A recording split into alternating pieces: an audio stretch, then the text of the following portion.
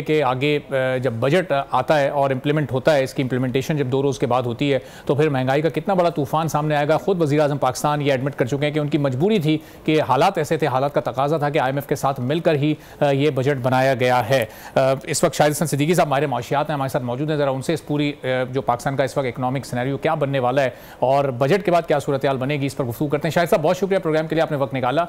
अब ये petroleum levy जो हुकूमत ने 80 से 70 रुपये कर दी है, अब ये बार बार हमें बताया जाएगा देखें हमने 10 रुपये की कमी कर दी है, हम महंगाई को 12% पे ले आए, अगले महीने का जो टारगेट है वो भी इसके आसपास ही है। तो ये सब मुमकिन हो सकेगा कि बजट के आने के बाद भी, इम्प्लीमेंटेशन के बाद भी महंगाई कंट्रोल में रखी जा सके और इकोनॉमिक इंडिकेटर्स पॉजिटिव रहें?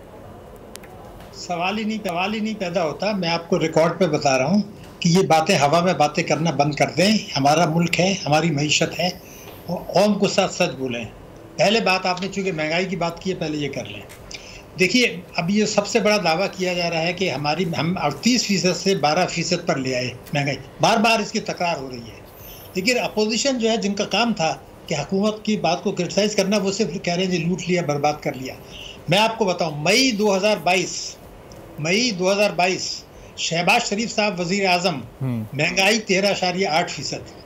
मई 2023 शहबाज शरीफ साहब वज़ीर आज़म, महंगाई 38%। मई 2024 शहबाज शरीफ वज़ीर आज़म 11.8%। तो वही है जो 2 साल पहले थी, ये उसको वापस ले आए हैं। इस दौरान में बेतहाशा दौलत कमा ली गई है। अब मैं आपको रिकॉर्ड पे बता रहा हूँ कि महंगाई ये जो 12% रखा है, और स्टेट बैंक कह रहा है जी सितंबर में 5 से 7% रहेगी, ये 20% पर जाने वाली है। इसको रोक, तो लगता है कि अभी 30 जून के बाद जो जून के महीने की आएगी उसमें भी इजाफा हो जाएगा। अच्छा, देखिए, हालात हमारे सामने हैं। मेरे ख्याल से कि हम क्या बात कर रहे हैं। अभी आप जुमला में आपका सुन रहा था, आप ये कह रहे थे बिल्कुल सही कि वज़ीर आज़म साहब ने ये कहा हमारी मजबूरी थी कि हम IMF के साथ मिलकर बजट बढ़ाए। मैं बोलना चाहता हूँ कि वाकई मजबूरी थी या ये गलत बयानी है, मैं इस पर बात करना चाहता हूँ। शहबाज शरीफ साहब वज़ीर आज़म पाकिस्तान, उन्होंने ये कहा है कि 10-15 दिन पहले कि FBR को 24,000 अरब रुपया वसूल करना चाहिए था माली साल 2024 में। उनका बयान है, मेरा नहीं। उन्होंने 9,000 अरब किया। तो वो खुद कह रहे हैं कि 24,000 का इस्तेदाद थी, करना चाहिए था। अब 2025 में आप कहने जी हमारा हदफ 12,970 है, यानी खुद वज़ीर-ए-आज़म के मुताबिक ये उससे कम है, 12,000 के करीब कम है। लेकिन अगर महंगाई उसको देख लें तो वही 15,000 का शॉर्टफॉल फिर आ गया। पहली बात तो इसको तो कोई डिनाई नहीं कर सकता। दूसरी बात जो आपको और हमें सोचनी है, हमारे वज़ीर ख़जाना, उन्होंने अभी तक नहीं देखा कि भाई मुस्लिम लीग क्या कहती रही, मुस्लिम लीग का मंशूर क्या है। उन्होंने ये कहा कि 3 साल के बाद टैक्स GDP रेशो 13% होगा। नंबर 1, बहुत अहम बात कर रहा हूँ मैं, 13%। मैं उनको बताना चाहता हूँ कि ज़रा रिकॉर्ड देख लें, माजी में 14.4% तक रह चुका है, और जब 14.4% था तो महंगाई भी ज़्यादा थी और मुल्क मईशत मुश्किलात का शिकार थी 14.4 पर। अब 3 साल के बाद अगर वो 13% पर लाते हैं, मगर ये भी ना भूलें कि पहले जो हमारा सूद दिया करते थे, जो FBR की रेवेन्यूज होता था, उसका तकरीबन 50-60% हुआ करता था। 2015 तक भी आप देखेंगे तो 100 रुपये में 62 रुपये सूद होता था। अब 100 रुपये में जो है 124 रुपये सूद है। 12,900, आपके सामने है ना, मैं कोई नई बात तो नहीं कर रहा। 12,970 रुपये का हदफ है, आपने सूबों को पैसा दे दिया। अब जो पैसा बचता है उससे सूद की रकम 4,243 अरब रुपये ज़्यादा है। अब अगर हमारे माहिरीन इस पर बात ना करना चाहें तो फिर तो अफसोस की बात है। हमारा नेट फेडरल रेवेन्यू से सूद की रकम जो अगले साल का बजट है 4,243 अरब रुपया ज्यादा है। तो बताइए कि जब आप इसका मतलब ये होगा जो हमारा रेवेन्यू का हदफ अगर 100% हासिल भी हो जाए या उससे थोड़ा ऊपर भी हासिल हो जाए, उसके बावजूद भी हमें फिर IMF या दूसरे लोन्स की जरूरत पड़ेगी सिर्फ सूद अदा करने के लिए। देखिए, आप हमेशा बड़े अहम नुकात उठा देते हैं।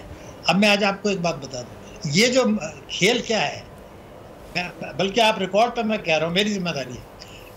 ये जो हमारा है, ये 3 से 4 साल का प्रोग्राम आने वाला है IMF का। इन्होंने बुनियाद रख दी है, इस बजट में बुनियाद रख दी गई है कि 3 साल या 4 साल का जो ये IMF प्रोग्राम होगा, इसके बाद दोबारा IMF के पास जाना पड़ेगा, 25वां प्रोग्राम होगा, जो कि मेरे ख्याल से तबाही का नुस्खा होगा, क्योंकि अब तक 23 प्रोग्राम हम कर चुके हैं, 24वें में जा रहे हैं, हशर हमारे सामने है। ये बात मैं क्यों जिम्मेदारी से कह रहा हूँ, तकलीफ देख के साथ कह रहा हूँ कि ये हम 25वें प्रोग्राम में जाएंगे, हालांकि दूसरी सांस में उन्होंने कहा है कि ये आखिरी प्रोग्राम होगा। मैं क्या बात कर रहे हैं आप, जब आपने 3 साल के बाद 13% का टैक्स GDP का हदफ रखा है तो कैसे होगा? 13% में कौन सा मुल्क जाता है? मैंने देखे ना आपके सामने, हमारा बजट खसारा 8.5% है। लेकिन ये ना भूलें कि आप 26 मिलियन बच्चे मेरे मुल्क के स्कूल नहीं जा रहे, जो दुनिया में सबसे बड़ी तादाद है स्कूल न जाने वालों की। और एक मीसाक़े तालीम हुआ था जिसमें मुस्लिम लीग नून है शामिल थी, पीपल्स पार्टी शामिल थी, सूबाई हुकूमतें उस वक्त की शामिल थीं। उसमें ये मीसाक़ में वायदा हो चुका है, जो पीपल्स पार्टी की हुकूमत ने और मुस्लिम लीग नून की हुकूमत ने अपने इकनॉमिक सर्वे में लिखा है, आप निकाल के देख लीजिए, कि हम 2018 तक तालीम की मद में 7% खर्च करेंगे। आप तो 1.7% भी नहीं कर रहे हैं, 2% से कम कर रहे हैं। तो ये 5% का मतलब है 5,000 अरब रुपया सालाना कम कर रहे हैं। सही। तो आप तालीम का बजट कम कर रहे हैं, तो ये 2080 तक भी ये स्कूल बच्चे नहीं जाएंगे। इलाज मुआवजा भी आप लोगों को नहीं दे पा रहे। 10.5 करोड़ हमारे गरीब हैं पाकिस्तान में। इस वक्त जो है कीनिया में जब हंगामे हुए तो वहाँ महंगाई की शरह 5% है, हमारी उससे दुगनी है। वहाँ पर जो है ना 16% गुर्बत है, हमारी 43% गुर्बत है। तो शाह साहब, जो अभी कुछ देर पहले भी आपने जिक्र किया कि ये 9,000 अरब FBR का रेवेन्यू जमा हुआ, जो वज़ीर आज़म ने खुद ये कोट किया कि 24,000 अरब ये होना चाहिए था। तो ये इस 24,000 अरब करना हो या 12,900 अरब करना हो, इसका कोई मैकेनिज्म भी तो डिज़ाइन होना चाहिए कि कितने लोग टैक्स दे रहे हैं, कितने नहीं दे रहे। जो पहले से ही दे रहे हैं, जिनसे 9,000 अरब जमा किया था, उन्हीं से अब 13,000 अरब जमा किया जा रहा है। तो वो जो टैक्स नेट से बाहर लोग हैं, उनके लिए क्या मौसर प्लान बनाया गया, कोई ऐसी स्ट्रेटेजी बनाई गई कि वो लोग भी टैक्स नेट में आए? ये 1-2% लोग जो टैक्स दे रहे हैं, इस शरह को बढ़ाकर कम से कम कोई 30-40% तो किया जाए। बड़ा अहम नुक्ता है आपका। मैं आपसे एक बात बता दूं, आप अपना रिकॉर्ड देख लीजिए माजी का। पाकिस्तान में जितनी भी वफाकी हुकूमतें और सूबाई हुकूमतें आई हैं, तीनों पार्टियां, फौजी हुकूमतें, उन सब में गठजोड़ रहा है, सब में गठजोड़ है। इसलिए कि वफाक अगर 15,000 अरब रुपये कम वसूल कर रहा है तो सूबे उस पर एतराज़ क्यों नहीं करते? इसलिए नहीं करते कि वो जो है एग्रीकल्चर पे 2.5 अरब रुपए से ज़्यादा टैक्स नहीं लेते तमाम सूबे मिला के। हालांकि एग्रीकल्चर का हिस्सा GDP में 24%, 2.5% लेते। तनख्वाहदार लोग जो सबसे ज़्यादा मुझे उनसे शिकायत है, वो 375 अरब रुपये टैक्स देते हैं और 2.5 अरब रुपये टैक्स देते हैं एग्रीकल्चरिस्ट। लेकिन ये रिटायर्ड मुलाजमीन या सरकारी मुलाजमीन ये बैठे हुए जो है ना व्हाट्सएप करते रहते हैं, तो पार्टियों की जो मैसेजेस हैं वो फॉरवर्ड करते हैं। मैं उनको रिकॉर्ड पे बताना चाहता हूँ, इन रिटायर्ड मुलाजमीन को, शोधा को, पेंशनर्स को, माजूर अफराद को, बेवाओं को, कि आपको बहबूद पेंशनर्स में 16% मुनाफा दिया जा रहा है। और अभी परसों जो ट्रेजरी बिल है जिसमें मालदार लोग पैसा लगाते हैं, बैंक लगाते हैं, उसमें 19.5% मुनाफा दिया गया है। तो आखिर ये लोग बजाय इसके कि अपने रोना रोएं कि हमारी महंगाई है, आप हमें 16 दे रहे हैं, उनको 19.5 दे रहे हैं, शाम को बैठे हुए मेरे पास 20-25 मैसेजेस आ जाती हैं इन्हीं लोगों की कि जनाब आप जो है देखिए फला पार्टी के साथ ज्यादती हो गई, फला के साथ जुल्म हो गया। अरे भाई, वो तीनों में गठजोड़ है। वो तालीम का बजट नहीं बढ़ा रहे, वो प्रॉपर्टी की वैल्यूएशन नहीं बढ़ा रहे, वो प्रॉपर्टी से टैक्स नहीं ले रहे, तो 3-3.5 हज़ार अरब रुपये सूबे कम ले रहे हैं, 15,000 FBR कम ले रहे हैं वज़ीर-ए-आज़म के मुताबिक। मेरी कैलकुलेशन उससे ज़्यादा है, मेरे हिसाब से जो है वो कोई 23,000 अरब रुपया सूबे और वफाक मिलके कम ले रहे हैं। यही पाकिस्तान के मसाइल की, अगर ये एक दफ़े आप कैसे वसूल होगा ये भी मैं आपको बता दूँ। जब तक आप ये कानून नहीं बनाते मुल्क के अंदर कि आप 6 लाख रुपए से ऊपर टैक्स है, मैं कहता हूँ ये ज्यादती है, 6 लाख नहीं, इसको 10 लाख कर दें।